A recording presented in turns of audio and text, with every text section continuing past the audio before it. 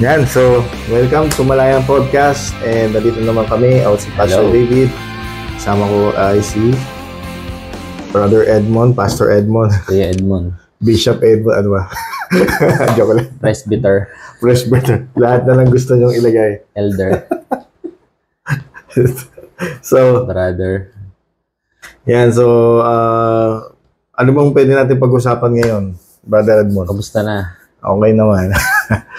Ngayon ay mahal na araw. Mahal na araw natin sinushoot ngayon. Mahal na araw, no? Bukas ay Good Friday. Okay. So, special ngayon. Bakit ba special ang mahal na araw? Inaalala natin yung yung pagkamatay at pagkabuhay muli ng Panginoong Jesus. Tama, Passover. Passover din. Yeah. Alam mo ba kung saan nag-start yung tradition na yan, Brad? Hindi masyado. Stephen, papasara na lang muna yung Kita? O kasi baka makita ng audience natin yung banyo namin. So, saan ba nag-umpisa yun? Well, siyempre, lahat naman nag-start yan sa Bible, no? Siyempre, una yan sa mga Jews. Yung Passover nila, no? So, siyempre, kung babasahin natin sa Bible, yung Passover, yun yung parang, actually, iba yung calendar natin sa mga Jews, eh. Yung unang panahon. Kahit siguro ngayon, no? Iba yung calendar natin. Parang medyo, ang ano sa kanila, ang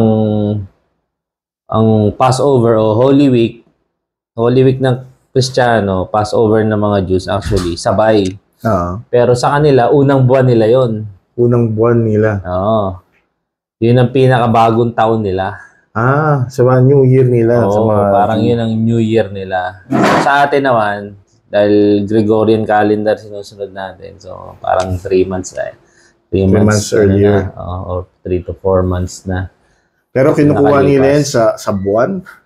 Sa bang Lunar. Paano kasi paiba-iba ang di ba? Ang mga Jews kasi, no. Sige, tinan mo. Ano yung mga Jews? Ang mga Jews, syempre, ang sinusunod nila, yung stars and moon. Yan. Stars and moon. So, lunar. Kumaga, if I'm not mistaken, no? So, parang mga Chinese, no? Parang gano'n. Lunar year calendar. Oo, yung una nila. Pero anyway, hindi ako sure doon. Para sa mga stars. Kasi iba yung New Year ng Chinese, di ba? Tapos iba rin yung Holy Week. Tapos yung Holy Week parang nagbabago siya in 1 to 2 weeks na yung galaw niya, no? So, kasi nga, it depends on the lunar. The moon. Yeah, depends on the moon. Parang ang Chinese din, yung Chinese New Year nila nagbabago. Oo. Taon-taon. Dahil sa buwan. Iba yung dahil bilang ng buwan. Sa atin, fix na. Yan yung ating Minsan mas konti, minsan mas madami. Ganun na yun. So, kaya nagmo-move yung Holy Week din natin kasi nga sumusunod tayo sa calendar ng Jewish people. Ang tanong ko, should we celebrate Holy Week? Ayun yung tanong ko. Yeah, Pati how do we celebrate? Yeah. Celebrate.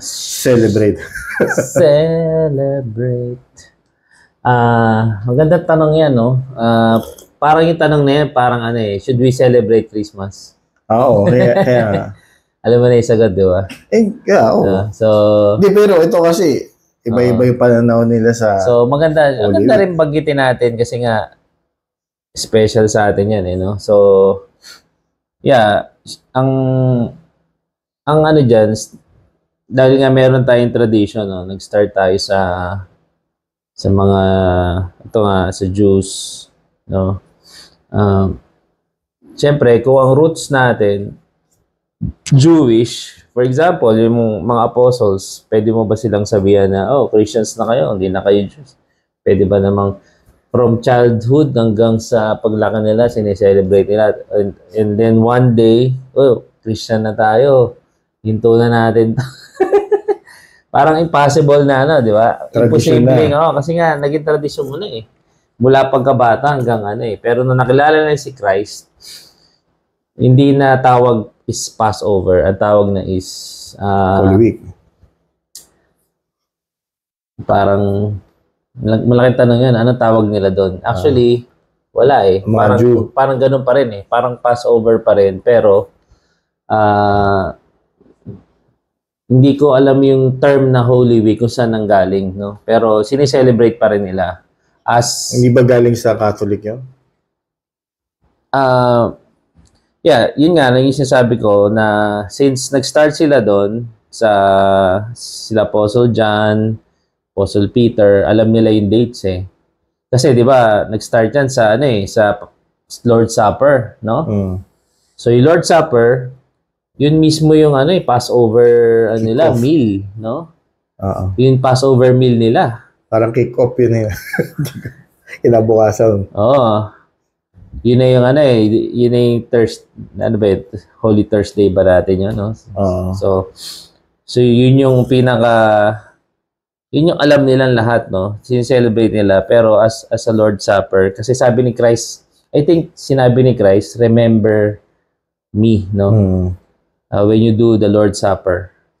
So it's more of, I think nakuha natin yung idea na alalahanin natin si Lord kapag sineselebrate natin yung Passover or sabihin nating Holy Week. So na-carry over yun actually from the early church hanggang siyempre hanggang ngayon. Hanggang sa even yung Roman Empire, kumalat yung Christianity. Actually, ang nangyari pa, no, merong Christian sa East, sa Christian sa West. Ano yan eh, malaking grupo yan eh, yung Eastern and Western Church. No, kung babasahin natin yung history, pakikinggan natin. Orthodox pati. So, meron din silang konting ano dyan eh, konting naging problema kasi nga merong yung iba, ina-adjust yung date, no? Sabi nila, kailangan ganito, bago ganitong date, bago, kasi nga, buwan eh, no? Ganito. Kasi meron silang sinusunod na, hindi ka babanggitin, no? Pero, narinig ko to sa isang writing sa English Christianity, so, sa England, no? Kasi matagal yung Christianity doon. So, nung pumunta Ano yung audiobook? Yeah, ano to? Meron siyang book, meron siyang audio. Yung sabi mo, narinig eh. Narinig ko. Actually, so, parang audiobook. Most of the history na alam ko is pinakikinggan ko. So, dahil wala akong oras. Antokin ka, isang page mo lang antokin ka. So, ayun. So, itong si Augustine, siya yung missionary sa England. So, hindi siya yung Augustine na na yung Hippo na taga-Africa. So, pinadala siya may Pope na noon, I think si Gregory yun, no? So, pinadala siya sa St. Augustine. Tapos, marami siyang tanong, ano dapat namin celebrate yan. So, nag-start sila doon.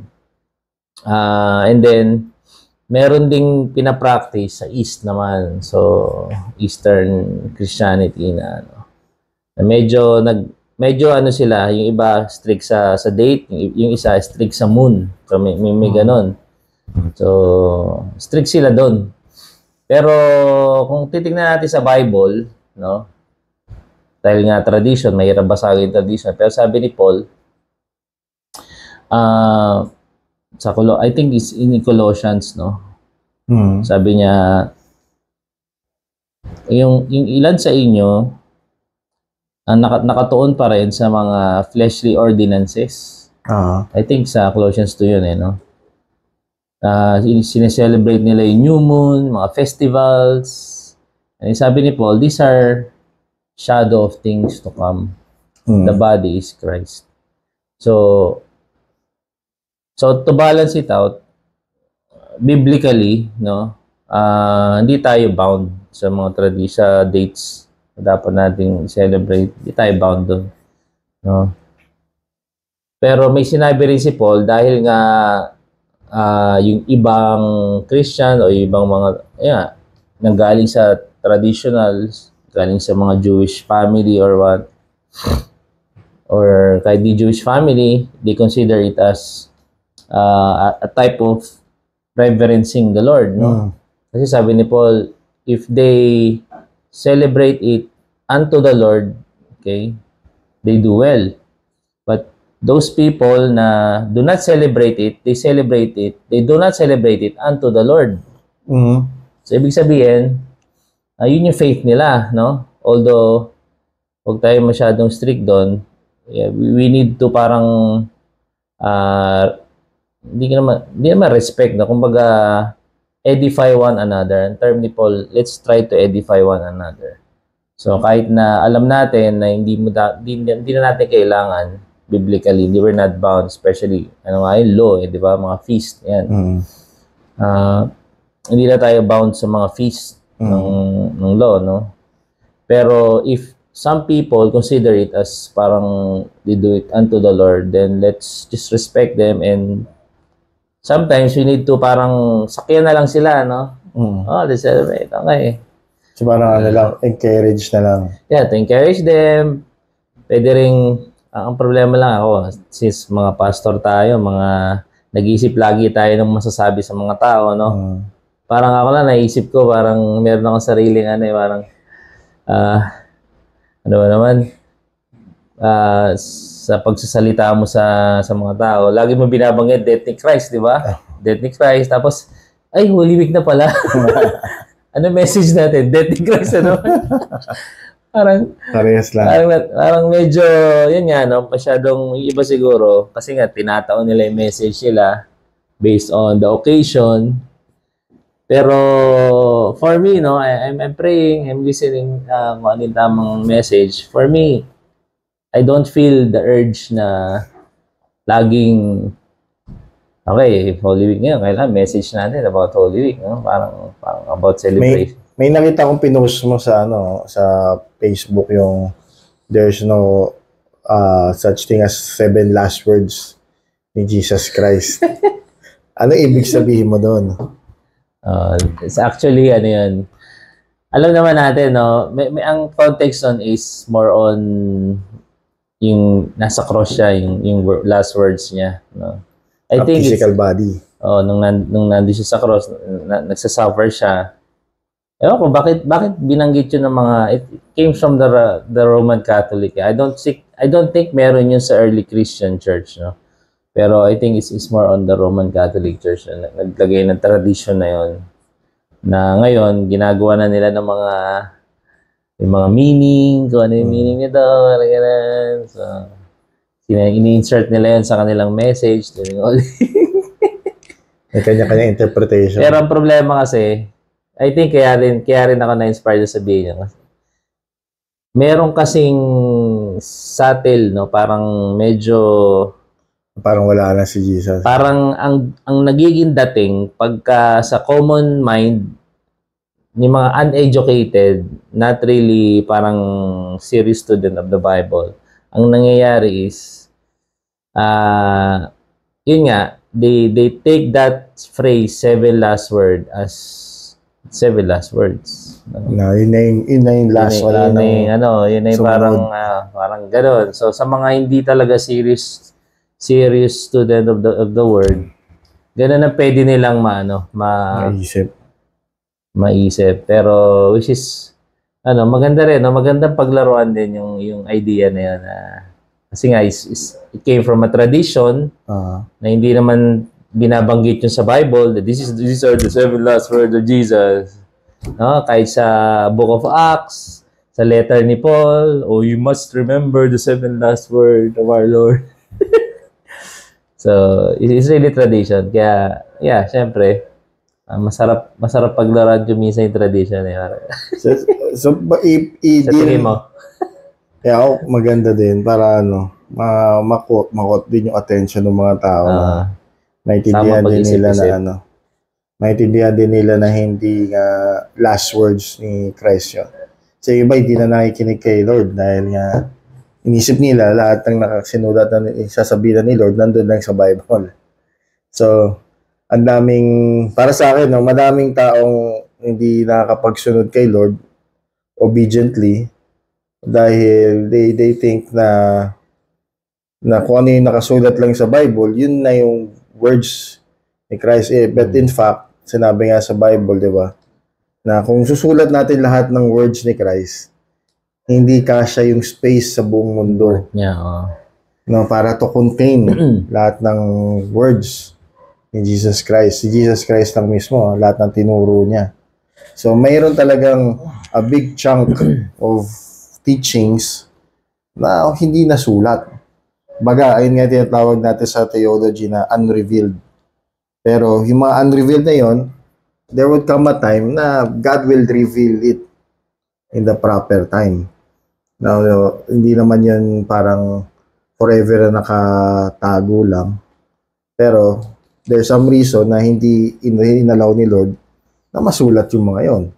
No, pero it doesn't mean na lahat lang sabihin na ni Lord nakatuon lang doon sa book of the letter. Pero what the Bible is saying is true. Totoo naman. Totoo lahat ng sinasabi niya doon at papangahawakan natin. So with that note, no, siguro pwede natin tumalon doon sa kung ano yung authenticity ng Bible. Kasi ang daming nagsasabi diyan, di ba? At mayroon ako na research. Yung King James pala is din. King James Bible is tawag dito manipulated din based dun sa governance ni King James. May mga pinalitan siyang words na against sa government. So pinalitan niya. Ginawa niyang like sinabi yung sa dominion, di ba yung sa verse ni Paul na dominion about ang sabi daw nila, totoo daw na nakasulat doon is yung government, hindi lang dominion talaga. Hindi lang principalities. Actually, kung tatanungin natin yung Bible translation, no, since meron tayong experience yan,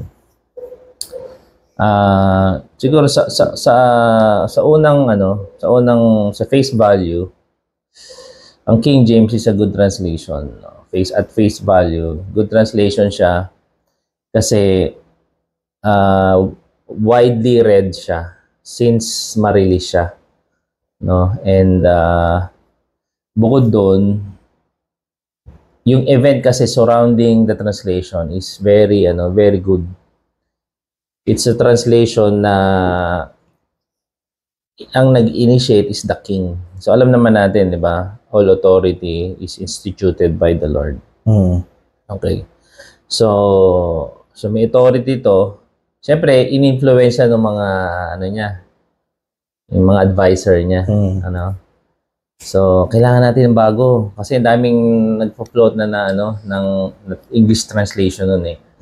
So, during that time, ang English translation is very rare kasi nga it was a tradition during the medieval period ng mga Catholic. Isa lang naman kasi ang church na wala pang division, wala pang Reformation, wala pang Protestant. Tradition nila is sa Western. Sa West. Tradition is Vulgate. Vulgate or Latin yung kanilang gagamitin translation. So, it was a miracle, no, during the 14th, 13th century na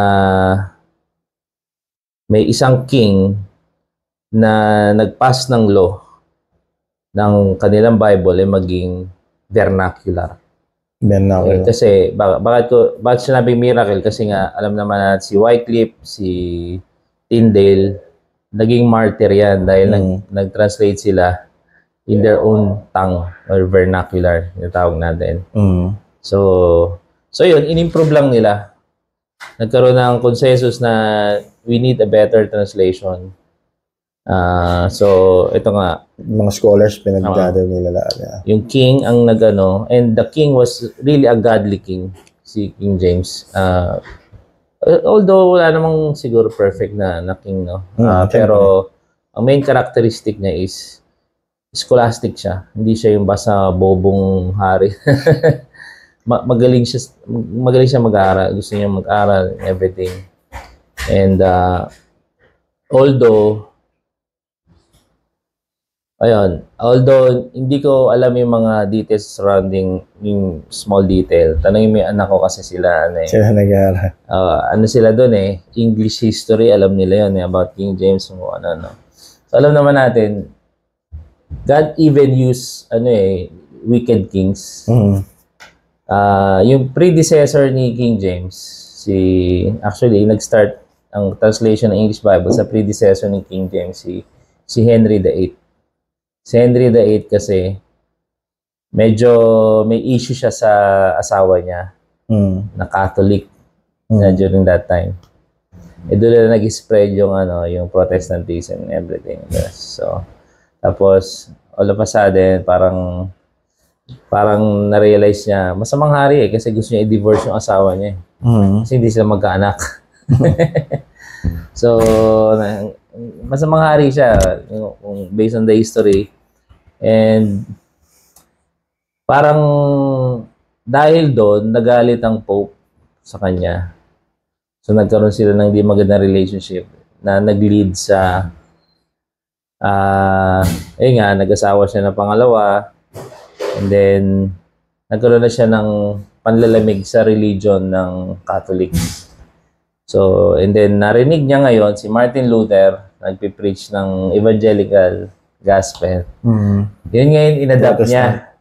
Kasi nakita niya doon sa teaching na yun na ang mga king dapat ang sovereign sa hari, sa buong land, hindi ang Pope.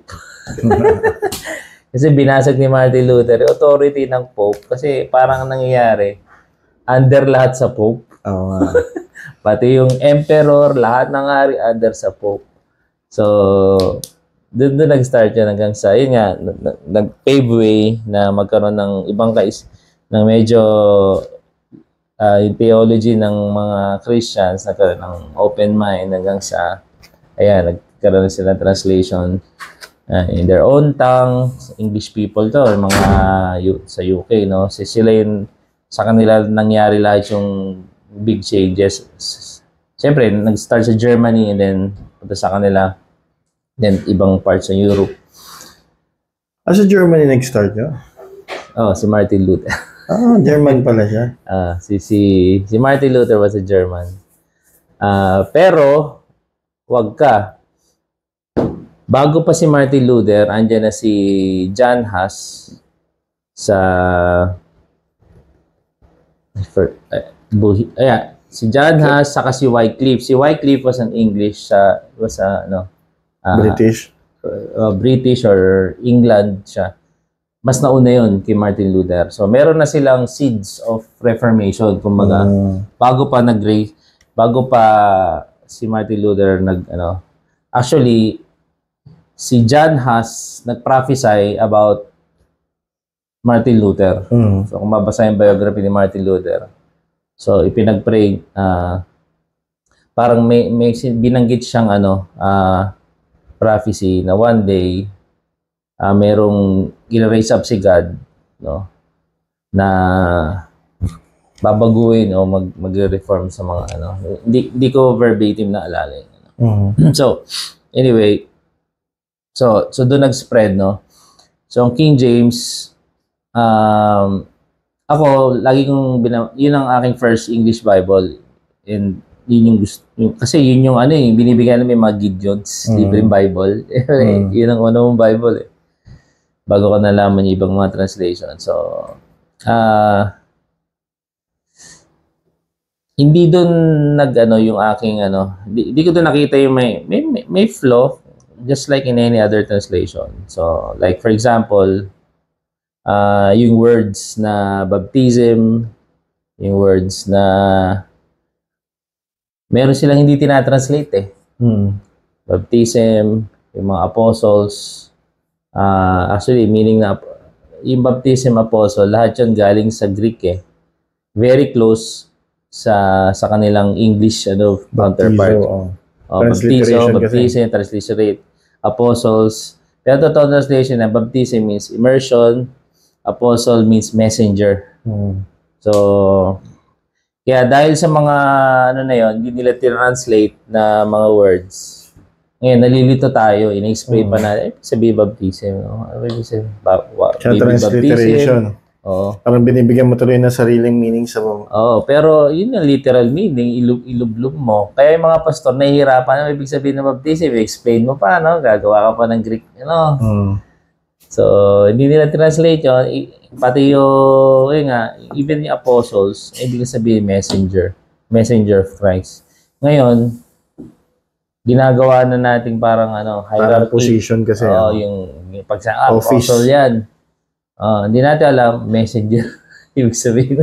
Messenger lang, di ba? Messenger, pero messenger ni Christ. Hindi basta-basta. Hindi basta-basta messenger.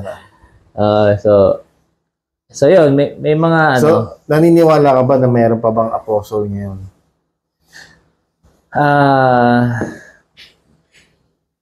Siguro dalawa yung ating dalawa yung idea ko diyan. Kasi in term na yun nga, messenger or apostle, it is widely used by the Greek people, apostolos. So yun yung mga pinapadala to send a message, or it's like an ambassador na pupunta sa isang bansa. Actually, kung mabasahin mo yung use niya, also applicable sa mga missionaries. Yung work ng apostles. Parang missionary. Parang missionary yun eh. Yung ibig sabihin ng pinadala, mensahero. Okay? So, naniniwala ko sa ministry ng, yun nga, yung apostle o messenger, no, na pinapadala ka ng Panginoon. Walang nagpadala sa yung iba kundi si Christ. Yung ibig sabihin. Messenger Not of Christ. necessarily. Pero, yes, may kinalaman especially si Christ, no? Although, technically, maraming, siyempre, sa mga institution na church, no, sila nagpapadala, no? Huwag na natin isipin institution. Pero, gawa lang ng tao yun. Technically speaking, si Christ dapat ang nagpadala. Kasi nasa Book of Acts yun eh. No, si Paul, si Barnabas, ang sabi sa kanila ng Holy Spirit, no, pinapadala ko si Paul and Barnabas. No? Forgot ko sa Book of Acts, sa chapter yon. Ang command ni Holy Spirit, sabi niya, let them go. Hindi send, let them go. I am sending them, let them go. So, magkaiba yun. So, ang tinuturo nun is, it is the Lord who sends. In church, you let go. Ngayon, baliktad eh. Inisip nila, ang church nagsisend. No? Hindi. Actually, the church only lets go. Si Lord ang nagsisend. Ang nangungusap sa kanila kung sila pupunta. So, kumbaga, inutusan yung mga apostles na huwag niyong i-withhold tong si Paul and Barnabas. May mission ako sa kanila. Bitawan niyo sila. Ganun ang ganun talagang literal na meaning sinabi ng Holy Spirit. Balikan mo yun, bro. Ganun pala yun, no? So, baliktad, di ba? Oo nga, yung mga simbahan ngayon, di ba? Ngayon, kinokondem pag umalis ka. Hindi kita sinend. Hindi mo naman job na mag-send. Ang job mo, to let go. Job mo mag-let go. Ito. Pero, isang leader lang naman kasi hindi naman talaga church. Basically, church is not the leader. Diba? Yeah, usually ganun. So, yung leader ng institution yung nagko-control. Para silang representative ng church din eh. Parang ganun yung sinasabi nila. Kahit hindi lahat. Pero sila nagsasabi, no? Stay self-proclaimed. So yun yung first truth about what I believe, no? Yung function and yung job ng isang apostle. Pero meron din akong nakikita sa Bible, which is I also believe na may dinesignate si Lord na specific people, yung 12, no, messengers, to be the pillar. Sila yung foundation. And the prophets, which yung prophets doon, hindi yun yung kung sino lang prophets sa si Silas at the Old Testament prophets, no, na nag-prophesy about the coming Messiah. So, yung prophets of the Old Testament and the Actually, ang una is the apostles na nilagay ni Lord o ni Paul yung preeminent sa mga apostles. And then, the prophets. Sila ang pillar ng church. Okay? So, hindi nga law kasi pag hindi pwedeng law ang pillar kasi nga ang law needs to be interpreted. Sino na interpreter ng law kung hindi yung prophets and the apostles? Kasi we cannot just receive the law as it is. It has to be interpreted to us. Kung ano yung meaning, kung paano ito ay apply today. So, yung generation ni Jesus o generation ng mga prophets, sila yung nag-interpret ng ganito dapat natin gawin. Si Elijah, si Isaiah, si Jeremiah, ganito dapat natin gawin. Yung sinasabi ng Panginoon. Kaya kailangan sila doon eh. Ngayon, yung dumating na si Jesus, nag-designation ng mga apostle, ganito na dapat natin gawin ngayon. No? New Testament na ngayon, ito na yung dapat natin gawin ngayon. Kaya mahalaga yung role ng 12 kasi sila yung unang nakarinig ng revelation about our Lord Jesus Christ. So, may special place sila. Kaya kita mo sa Revelation, 12 ang gates. No? 12 pati 12 may seats. Pangalan pa sila. Kaya, 12 tribes yun, di ba? 12 tribes and actually, parang 24. 12 tribes. Parang gano'n. So, may 24 elders. May 12 tribes, may 12 apostles. So, parang pinalitan ni Lord yung yung preeminence. Nasa apostles, may position ng Panginoon na dinesignate. Kaya pag sinabing, he's the apostle of the Lord. No? Pag ginawa kung ang definition ng nag-announce na yon is about the position, no, not the function but the position. I don't believe na biblically sound yung sinasabi nila. Kasi kung meron akong apostle na i-honor, yun walang iba kundi yung 12 apostles dahil sa kanila o yung susundin ko, no, yung talagang makikinig ako.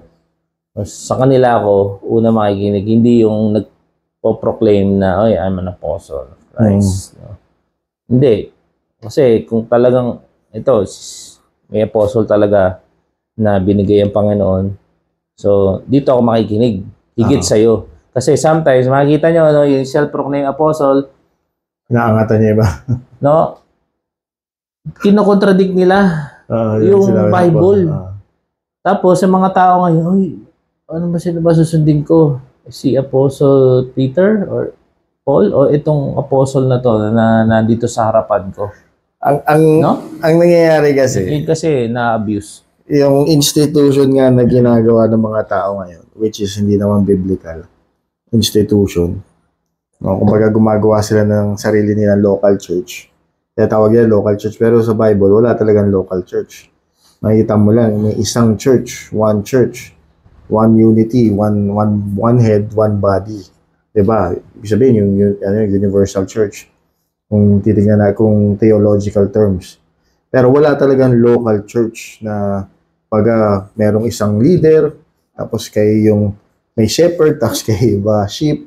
Ganun yung ginagawa nila, parang ang connotation ngayon ng local church is hindi yung locality lang parang gathering na isang lokal, kaya churches sa isang, mga Christians sa isang community. Hindi ganun Ang nangyayari, parang, merong isang leader, may institution. Saka problema, no? Tapos, lahat ng umatin doon, part ng local church. Yung idea ng local church ngayon, walang problema sa word, sa term, no? Pwede natin gawin as a generic, Pero kasi ang idea ngayon, local church ko, I'm independent, independent from the rest. May sariling body. Kumbaga, ang nangyayari, parang business na may sariling pangalan, may sariling founder, no? May sariling patakaran, may sariling doktrina, no? May rules, may gumagawa sila ng sarili nilang borders and institution. At sila mismo yung nag-a-appoint. Kahit sa government, yun yung inaano no? Tawag dito, nire-recognize na kailangan ordain ka ng isang institution para mabigyan kanila ng ID to solemnize. Solemnize. Marriage. Para makapagkasal ka or masabing totoong ka. Hindi naman totoong, wala naman nagsasabing pero yung solemnize, yun lang naman yung sa government, the government part. Pero recognize yun sila na dapat kasama ka sa isang institution. Pero biblically, hindi ganun, di ba? Wala naman nagsasabi na, okay, ang apostle, posisyon, ang pastor, posisyon, ang evangelist, posisyon yan. Hindi, lahat naman yun, it's a gift, ibig sabihin, functions siya. No, when you say apostle, God sends apostles, sinabi mo, messenger, God sends messenger, na magme-message sa inyo ng about kay Christ. Pero it doesn't mean na yung position, office. Kasi lang yun functions lang yun, giftings lang yun Hindi naman siya ibig sabihin pagka naging nag-apostle ka o kaya nagpastor ka, forever pastor ka na. Hindi kasi ang forever pastor natin is si Jesus Christ. Anyone nga na nagpapanggap na maging pastor is sabi nga ni Christ, thief. Diba? Bigyan ka tayo ng halimbawa, no? Totoo yung sinabi mo, no? Kasi sa Christian life ko, nung una ako nakakilala sa Panginoon, tapos nag-ministry ako, ang unang gift na nakita ko, no, na nag-work sa akin is yung gift of evangelism. So, talagang nag-evangelist ka. Takaw kong mag-preach noon sa mga jeep. Nagpi-preach ako sa mga iba't ibang lugar na nadadaanan ko lang, sa tabi ng simbahan, no? Sa labas, mahilig ako doon, no? Hanggang sa yun, meron ako parang may anointing may parang may urge lagi, may boldness, boldness and urge, no. Siyempre kailangan mo din ng pagsunod kasi kung hindi ka masusunod hindi mo ma-develop. So na-develop yun as I obey the Lord. So hanggang sa naging madali na sa akin yung mag-share ng gospel sa mga strangers, sa mga events, sa mga iba't ibang place. Pero yun nga, nung napunta ako sa isang local church, nawala yung parang gano'n. Parang naging naman ako sa pastoral, no?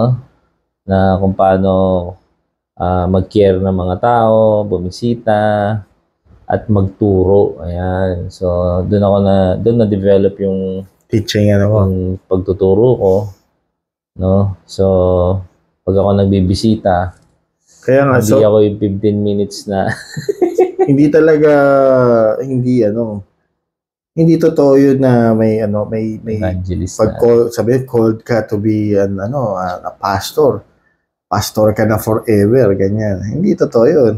Yeah, siguro kasi wala naman kasi talagang office. Diba? I mean, for my understanding, ito yung revelation ko when I got out of a local church. Ito yung inano sa akin ni Lord sa na hindi talaga opisina yan. It's a task. Task lang siya na pinagawa sa ni Lord. Gift. Nung pag ginawa mo, nandiyan yung giftings, nandiyan yung abilities, nandiyan yung boldness, pero after nun, hindi ibig sabihin nun, yun din gagawin mo habang buhay. Kasi may iba pang task na ipapabigay sa'yo si Lord. At yung task na yun, saka ito nga, halimbawa, meron kang pastor na 10. Lahat yun, iisang ginagawa. Kaya nga. Pare-parehas. So, hindi wala na silbi. Di ba? Parang, saan yung puro pastor lahat sila. Saan yung pagiging part ng body ng Christ? Kaya, na-abuse. Kaya yung institution nga yun, I believe na yung pag-form ng ng local church institution, doctrinal yan ng mga demonyo. Hindi nila ba, kung ititignan mo, Holy Week is half of the Holy Week is about removing yung ano na yun, institution na yun. Yung religious institution na sinet up ng mga Hudyo na tinake over ng mga hindi Hudyo. Di ba? So, na-take over sila. Yung institution na sinet up nila, ayun nga yung binuwag ni God, ni Jesus Christ mismo. Dahil pagdating ni Lord ni Jesus, Monday pa lang, pinagkatanggalan niya lahat yung money changer sa temple. Nilinis niya yung house ni God. Yeah. He removed yung mga wolves na nasa sa temple. So, ganun yung ginagawa niya sa atin ngayon. When Jesus comes into our life, we are a temple of the Holy Spirit, nire-remove niya yung mga thieves and yung mga hindi talaga yung baga, pag sa Bible kasi, di ba, sa John 10, ang thief come to kill, steal, and destroy. Ang thief doon, sinasabi ng mga evangelicals and mga pastors ngayon, sinasabi niya si Satan. Pero hindi si Satan yun. Yun yung mga false prophet who came before Christ. Di ba? Yun yung mga false prophet who came before Christ. So, ibig sabihin yung false religion, totoo yun. Yun yung mga pinagtaalis gusto tanggalin ni Lord. Wolves. Sa mga thieves. Magnanakaw. Wolves and magnanakaw. Sabi nga niya doon sa mga yung pagkano niya, 30 na yung table niya, yung mga money changing. Kasi ang root ng wolf, bakit at thief sa mga buhay ng Kristiyano is all about money. Di ba? Wolves, false prophets, kaya sila naging false prophet because they want to steal the money. Gusto nila kainin yung mga sheep. Magandang binanggit mo yan, no? Yung about money. Dahil, actually, kaya si Jesus Christ ay pinagdiskitahan ng mga religious people is because kaya sa pera. Kasi nga, no? ano niya, pinagtataboy niya. Yung so, sinasabi mo ba, Brad, pagka tinira mo yung kasakiman ng mga religious leader? Persecution na habutin mo. Cross lagi. Ano mo? Maghintay ka sa cross. Hindi, ayun nga sinasabi ko even before, dati, when I'm preaching sa youth, preach sa mga nababasa ko talaga lagi. Bakit pinagtataka ko din, bakit nung nandun pa tayo sa institution, diba, sa institution tayo, pinag-uusapan naman natin ito pero bakit walang persecution nangyayari? Samantalang pinipreach ko sa mga tao. Meron nangyayari persecution. Doon mismo sa loob. Hindi, hindi. Kapag sumusunod ka, walang persecution Pag hindi ka sumusunod, may-persecute ka nila. Pero, nung nandun nandun ako nagtataka nun pinipreach ko, na pag hindi kayo pinipersecute, there's something wrong. Na pag hindi ka nape-persecute, hindi mo ginagawa talaga ang will ni God. Kasi si Jesus, when Yung Beatitudes no? Blessed are the persecuted. Kasi ibig sabihin, the kingdom of God is theirs. Diba? So, yung pag-ano nila, pag preach, sabi ko sa mga young people, pag ikaw nasa isang lugar ka, tapos hindi ka nape-persecute ng mga tao, ibig sabihin, hindi mo sinusunod si Christ. At some point, kapag sinunod mo si Christ, ipe-persecute ka. Kaya diba? Diba? Yun yung nangyayari nun. Kaya sobrang narrow nga. Konti lang yung pumupunta sa path na yun. Kasi nga, it's full of hurt, full of... Maganda yung ginawa ni Christ, no? Kumbaga, narrow path Maganda yung ginawa ni Christ na di siya natakot, di ba? Na tulig sa inyong... kasi siya si God. Naalala ko yung sinabi ni Christ, no? Don't make my house den of robbers, no? And may comment, hindi ko alam kung sinong writer doon Simula noon, they seek to destroy him. Di ba? Tama. So, yun ang comment nung apostle na nagsulat eh.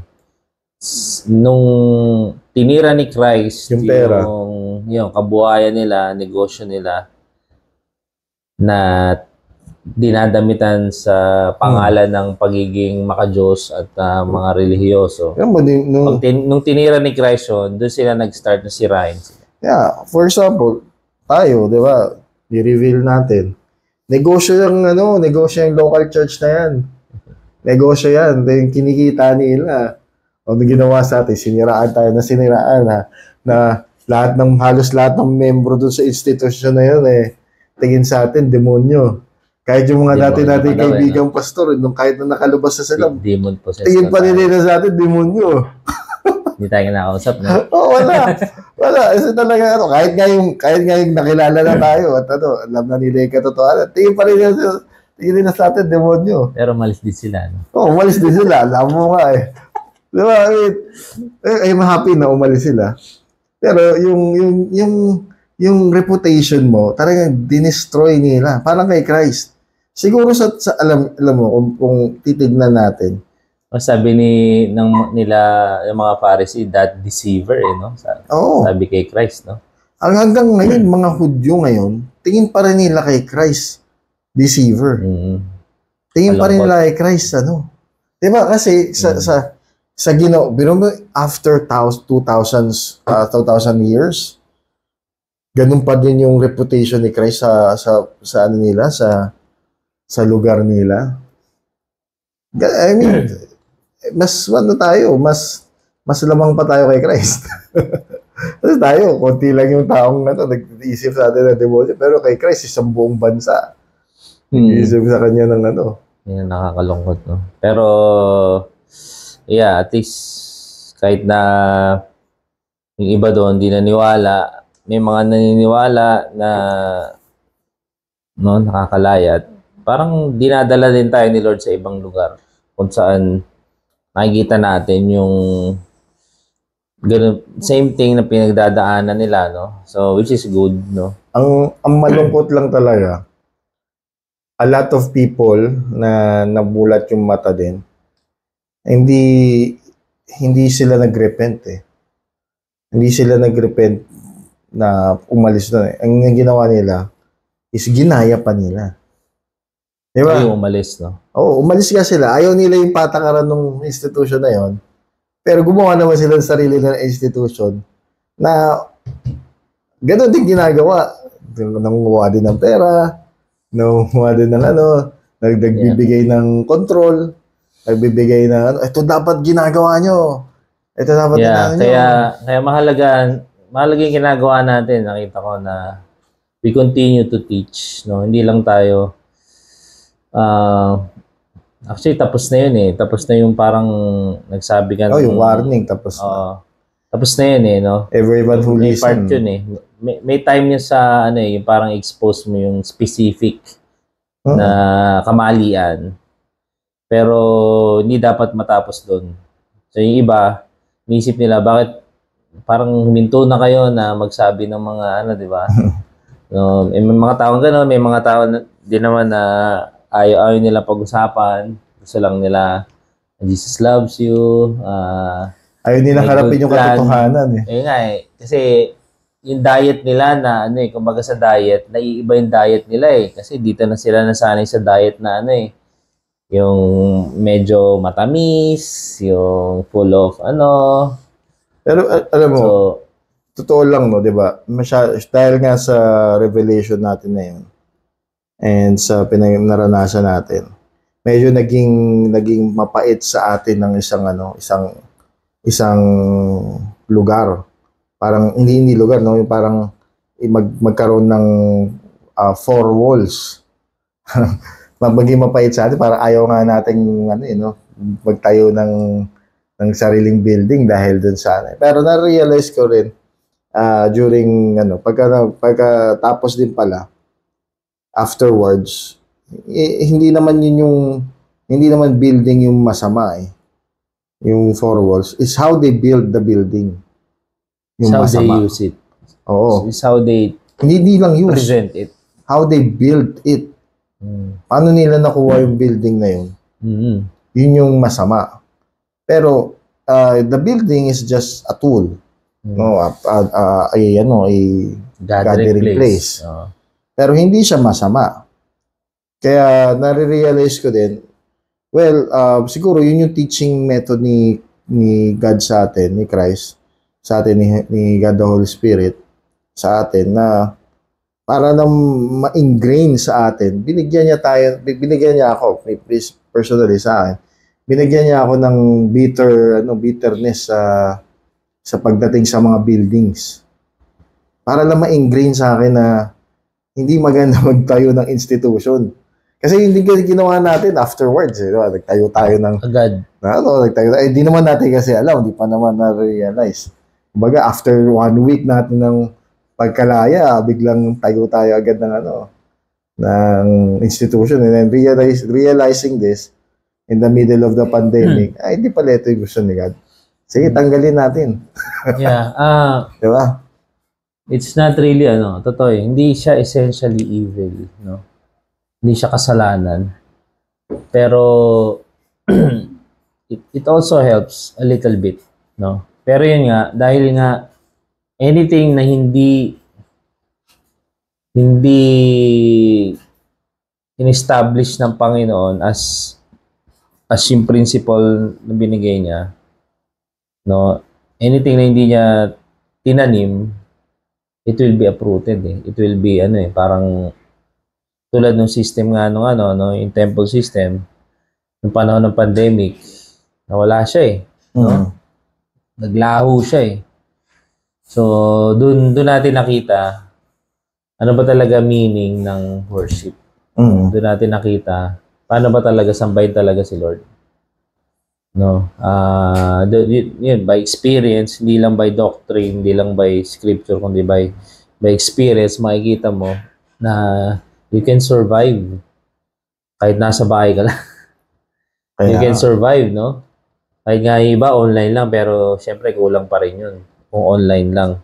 Ang biblical is yung contact, no? Yung physical presence. Makipagkapwa. Physical presence. Kaya pala, dati tanong ko rin yun, bakit si Jesus, nung sa 4 Gospels, kung saan sila pumupunta? No? So, tapos kasama yung mga disciples niya, sila. Although maraming taong nakikinig sa kanila, maraming sumusunod, pero pagka tapos na yung event, sila na lang. No, hindi sila parang tali sa isang lugar. Oo. Pero tali sila sa isa't isa, yung grupo na yun, yung 12. So sila yung close sa isa't isa. So doon sila nag-survive. Nag-survive silang ganon yung pagkatawag nila. At doon, from that setup, nag-expand sila. Dumami yung mga disciples, and ang kagandahan nun, hindi sila huminto. Sabi gano'n, they went from house to house, preaching the gospel from house to house. Preaching the gospel. Teaching. Even si Paul, ginawa niya, from house to house. Nagturo siya. So, doon natin na-realize na yung public proclamation of the gospel is not for believers. It's for unbelievers. Kasi public mong pinoproclaim si Christ, kahit sino pwedeng makarinig, especially mga unbeliever. Ngayon, pag meron ng believer, doon na sa house nila. Kasi yun na yung mag-welcome sa iyo eh. Na patuluyin ka kasi nga may faith na siya, no? Kaya patutuloyin ka na niya sa bahay niya. Doon ka na magtiti sa kanya on a personal level. So, yun yung nawala eh, no? Parang inisip lang natin kailangan may building, dito lang tayo magtuturo, dito tayo lahat. So, ang nangyayari doon, una, nagiging tamad yung pastor, hindi na siya pumupunta sa hindi niya nakilala yung mga tao, doon na lang siya lagi. No? Pangalawa, masyadong stressful yon kasi para kang may mini-maintain na may event lagi every week. No? Ang hirap kaya, no? Every week. Nakaka-drain yun. Kailangan meron kang special number. Kailangan meron kang, di ba? Kasi nga, Sayaw. seminar na yung nangyayari. Tapos ikaw lang lagi lahat magsasalita or some Weekly event. 1.5 hour. No? Kasi Walang iba. Yun na nga yung problema dun eh. Kaya alam mo, siguro connection din. No? Kaya kita mo may makikita ka sa mga big time na pastor ng mega church na lalaglag because of that pressure. No? Personally, parang nadidrain sila. No? Kasi nga, ang nakikita ko dyan, ginagampanan nila kung ano yung dapat na posisyon ni Christ. Isa pa yun, no? Kasi nga, overseer is not a pastor. Pagiging overseer, hindi yan nagpapastor. Hindi yan parang nag-hold ka ng event every Sunday. Hindi yung pagpapastor kasi ngayon sa modern day is you're holding a seminar event every Sunday. Every Sunday. Not sa iba nga, hindi pa iba Sunday, no? Mayabang pa ibang pastor niya. Sabi, 7 times ako nagtuturo. Oo. 9 times ako nagtuturo. Ano tututuro mo? Di ba? Ano ba, kumbaga, it's a bragging right pa nila na madaming beses sila nagtuturo. Pero the fact is, tawag doon, ineffective nila as a preacher. Pagdating kasi, they're just preaching doon sa mga people na nakikinig sa kanila. Doon na nagpe-preach lang sila sa mga tao gustong makinig sa kanila. Hindi sila nagpe-preach talaga totally because ano ba naman yung pe-preach ka sa taong gusto lang makinig sa'yo? Hindi preaching yun. Preaching is something na inaano mo binubuksan mo yung yung ino-open mo yung tawag dito, yung mind ng tao. Kaya preaching, teaching, oo, teaching yun. Pwede nagti-teach ka or indoctrination nangyayari. Pero pagdating naman sa gathering, sabi sa Bible, hindi dapat isa lang nagsasalita Kasi pag isa lang nagsasalita, nangyayari, open to false gospel. Okay, open to false doctrines. Not sounding doctrines. Kasi galing lang sa isang utak yung nare-receive ng lahat. Tapos, intake lang sila na intake. Unlike pag nagsalita ito, tapos pwede magsalita kahit sino, pwede niya sabihin, Brad, hindi naman parang tama yung yung tinuturo mo. Kasi sinabi rin, pero pwede mag-questionan. Pwede nga, hindi siya debate, pero it's an encouragement. And katulad nga nung pinag-usapan natin before, hindi magiging bereyan ka kasi tingnan mo, tama ba yung sinasabi niya ito? Ano ba tama ba sa Bible? Nasa scriptures ba talaga yung sinasabi niya? O kaya lang niya, feeling lang niya, o kaya yung sinasabi niya kasi may agenda siyang iba. Like katulad nga ng tithing. Why are they keep on teaching tithing? Bakit may offering taught sa isang service? Di ba? Anong nun? Kasi para makapag-offering, para merong pera sa church, sa institution nila, pero kung tanggalin mo yun, biruin mo, meron tayong kilalang church, di ba? Kahit in the middle of pandemic, nagpapapunta sila sa church. Pero ang gagawin lang nila, mag-offering. Kalokohan, di ba? 10 minutes kami lang pwede sa isang lugar. Yun yung allowed. Tapos pupunta ka lang para magbigay ng offering at tithes mo. Ano yun? Di ba? Parang kalokohan yan bangko. Deposit mo na ako.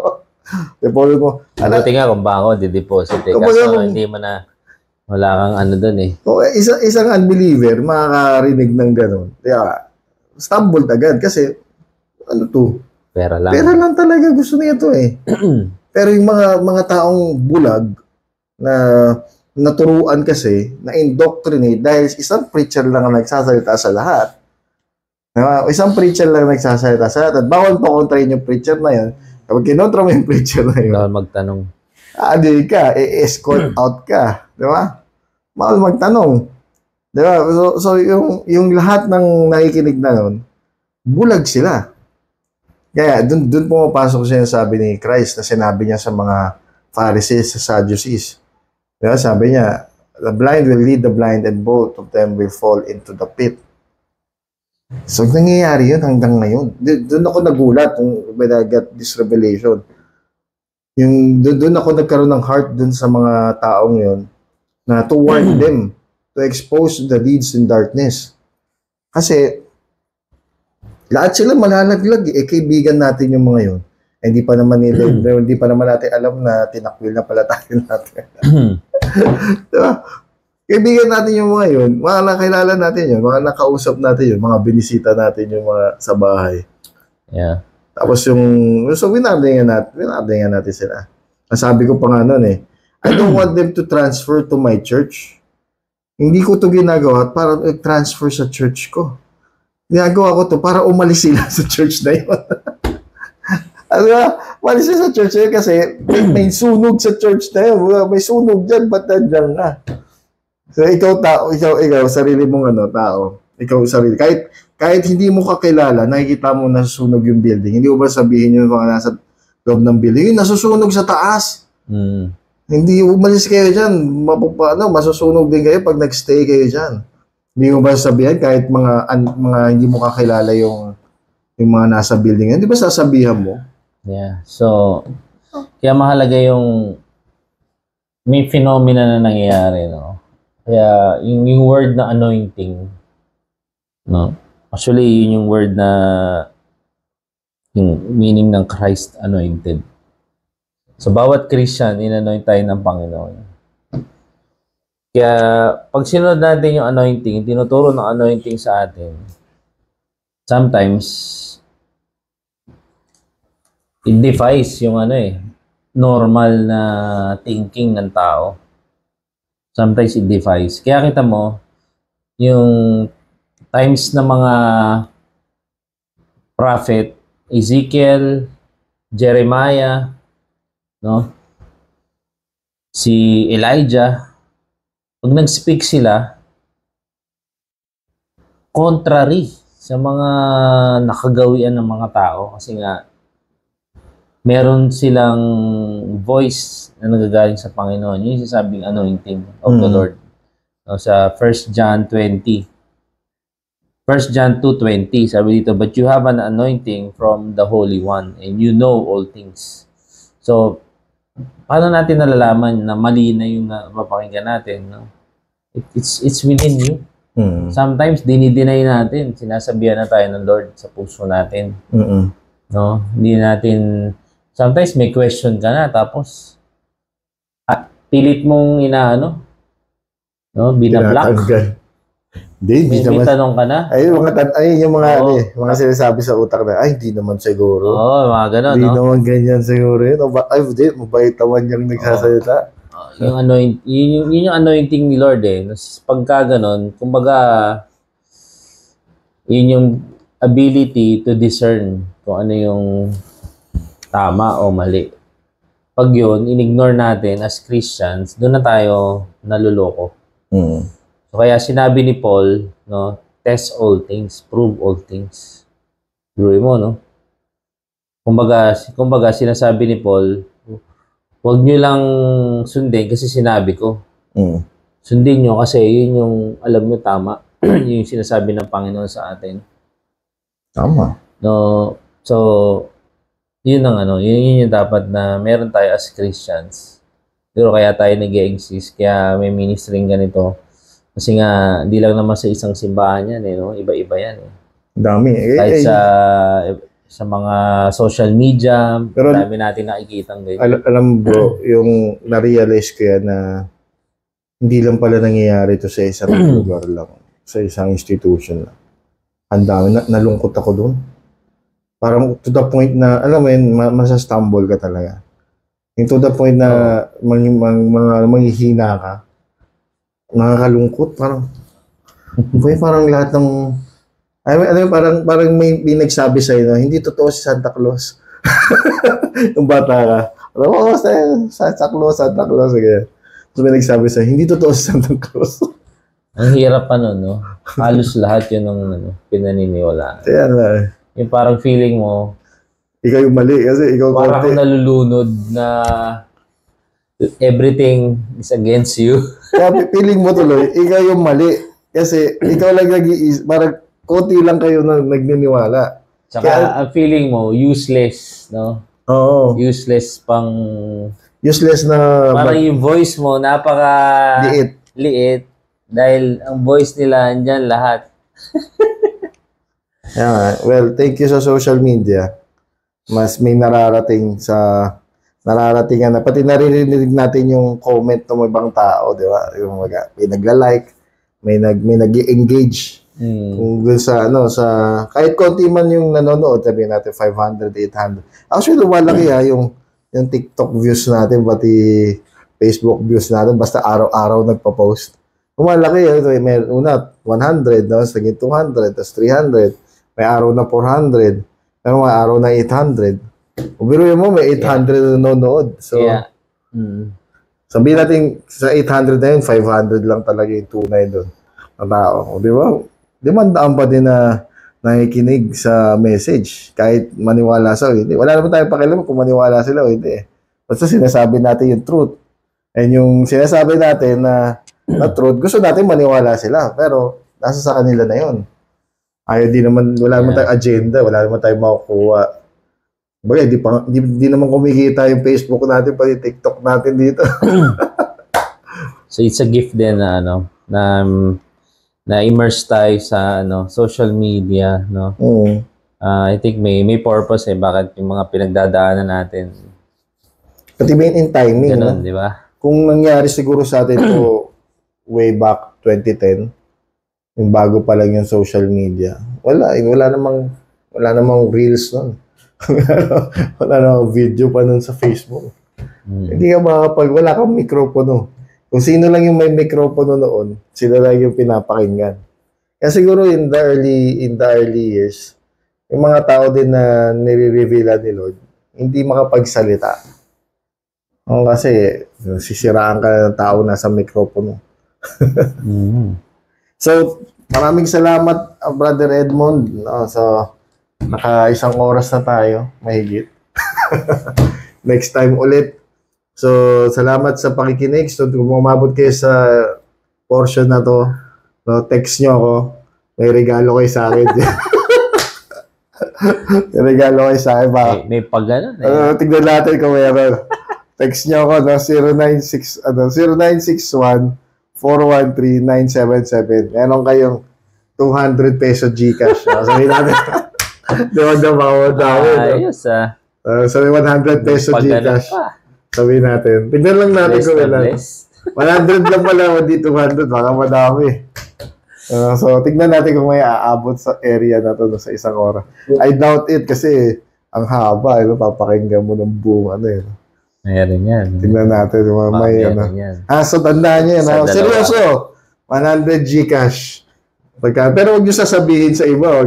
Sabihin nyo, wapit kayo. Dami mag-ano. Pwede, why not? So, sige, tignan natin. So, maraming salamat and God bless.